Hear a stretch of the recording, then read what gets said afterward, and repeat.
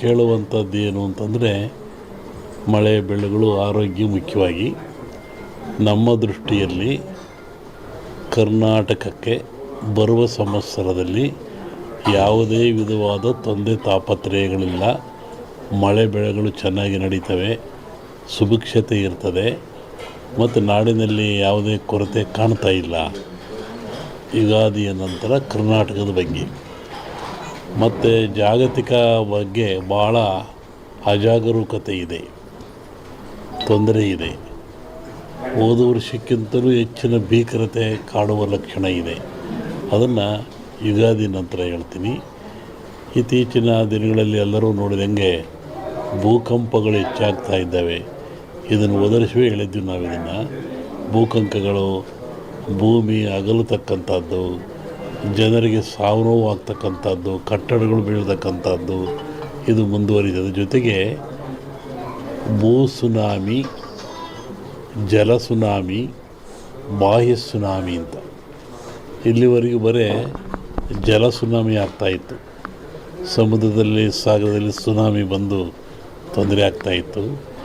ಈ ಸತಿ ಭೂ ಸುನಾಮಿನೂ ಇದೆ. ಭೂಮಿ ಒಳಗೆ ಸುನಾಮಿಯಾಗಿ ಕಂದಗಾಗ್ಲಕ್ಕಂದು ಜಲ ಸುನಾಮಿನೂ ಹೆಚ್ಚಿದೆ. ಬಾಹ್ಯ ಸುನಾಮಿ ಅಂತ ಬಾಹ್ಯಾಕಾಶದಲ್ಲೂ ಆ ತೊಂದರೆ ಆಗ್ತಕ್ಕಂಥ ಲಕ್ಷಣ ಇದೆ. ಅದನ್ನು ಯುಗಾದಿ ನಂತರ ಹೇಳ್ತೀನಿ. ನೀವು ಭಾಳ ಅಪೇಕ್ಷೆ ಪಡುವಂಥದ್ದು ರಾಜಕೀಯ. ಏನಾಗುತ್ತೆ, ಏನಾಗ್ತಾರೆ, ಎಂತ ಆಗ್ತಾರೆ ಅಂತ ಒಂದು ಸಾಂಪ್ರದಾಯಿಕವಾದ ಮಾತು. ಎಲ್ಲ ಧರ್ಮಗಳು ಇದ್ದಾವೆ, ಎಲ್ಲ ಸಮಾಜಗಳು ಇದ್ದಾವೆ, ಎಲ್ಲ ವರ್ಗದವರು, ದೈವದವರು ಈ ಭೂಮಿಯಲ್ಲಿ ವಾಸ ಮಾಡ್ತಾ ಇದ್ದಾರೆ. ಒಂದು ಸಮಾಜ ಪ್ರಾಚೀನ ಕಾಲದಿಂದಲೂ ಸಹಿತ ಹಾಲುಮತ ಸಮಾಜ ಅಂತ ಕರೀತಾರೆ. ಹಾಲುಮತ ಸಮಾಜ ಅಂದರೆ ಅವರು ಅಡವಿಯಲ್ಲಿದ್ದು ಕುರಿಗಳನ್ನು ಸಾಕಿಕೊಂಡು ಕುರಿಯ ಇಕ್ಕೆಯಲ್ಲಿ ಲಿಂಗವನ್ನು ಕಂಡು ದೈವಾರಾಧನೆ ಮಾಡಿಕೊಂಡು ಬಂದಂಥ ಒಂದು ಸಮಾಜ.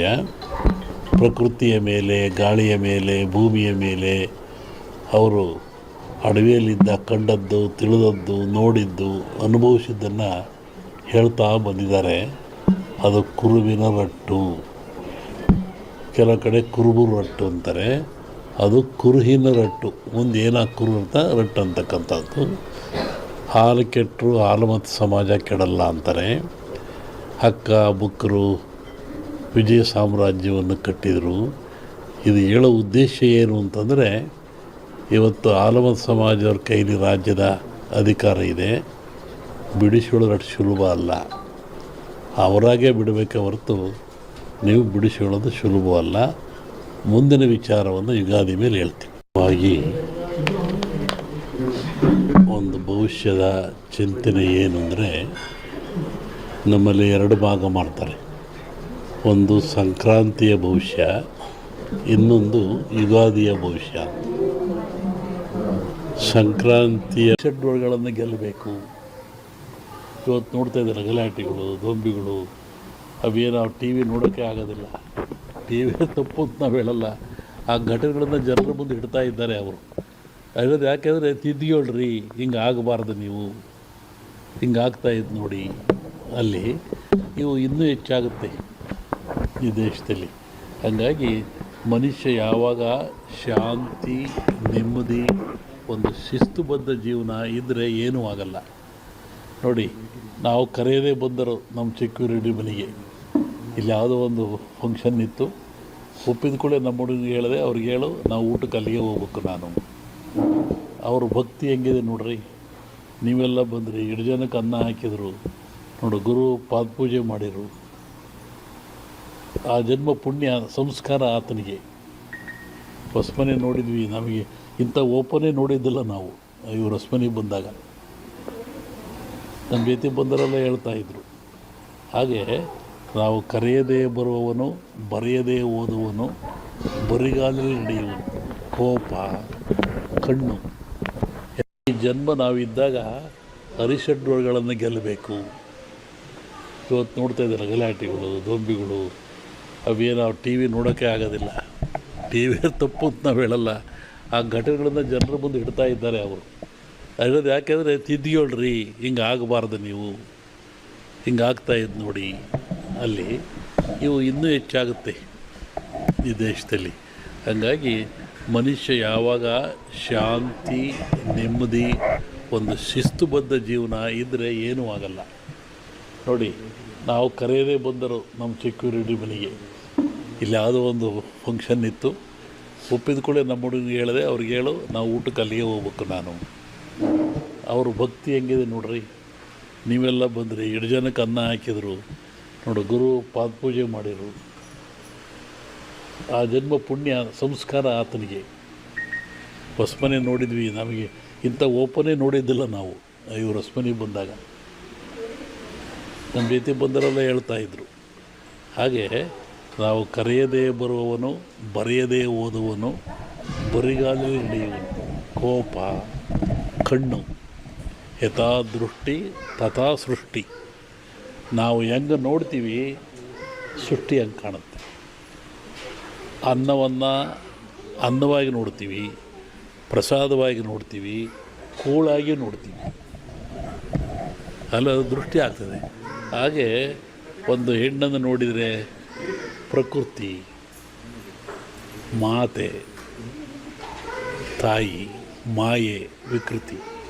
ಆಕೆ ತಾಯಿಯಾಗಿ ನೋಡ್ತೀವಿ ನಾವು, ಮಾಯಾಗಿ ನೋಡೋದಿಲ್ಲ. ಯಾಕೆ ನೋಡೋ ಕಣ್ಣುಗಳು ಆ ಥರ. ಅದಕ್ಕೆ ಕಣ್ಣನ್ನು ಶುದ್ಧಿಯಾಗಿಟ್ಟು, ಬರೆಯದೇ ಓದುವನು ಅಂದರೆ ಕಣ್ಣು, ಬರಿಗಾಲಲ್ಲಿ ನಡೆಯುವನು ಅಂದರೆ ಮನಸ್ಸು. ಮನಸ್ಸನ್ನು ಗೆಲ್ಲೋದು ಕಷ್ಟ, ಹೆಂಗಾದ್ರೆ ಹೆಂಗೆ ಹೋಗಿಬಿಡುತ್ತೆ. ಆ ಮನಸ್ಸನ್ನು ಗೆದ್ದವನು ಮಹಾತ್ಮನಾಗ್ತಾನೆ, ಮನಸ್ಸಿಗೆ ಸೋತನು ಮನುಷ್ಯ ಆಗ್ತಾನೆ. ಹಾಗಾಗಿ ಈ ಸಂವತ್ಸರದಲ್ಲಿ ಶುಭಕ್ಕಿಂತ ಅಶುಭವೇ ಜಾಸ್ತಿ. ಇನ್ನೊಂದೆರಡು ಹೇಳಬೇಕು, ಶ್ರಾವಣದ ಮೇಲೆ ಹೇಳ್ತೀನಿ ಅದನ್ನು ನಾನು. ಇದು ಕ್ರೋಧಿನಾಮ ಸಂವತ್ಸರ. ಒಂದೊಂದು ಸಂವತ್ಸರದಲ್ಲಿಯೂ ತನ್ನದೇ ಆದ ಫಲವನ್ನು ಅನಾದಿ ಕಾಲದ ಸಂವತ್ಸರಗಳು ಕೊಡ್ತಾ ಬರ್ತಾ ಇದ್ದಾವೆ.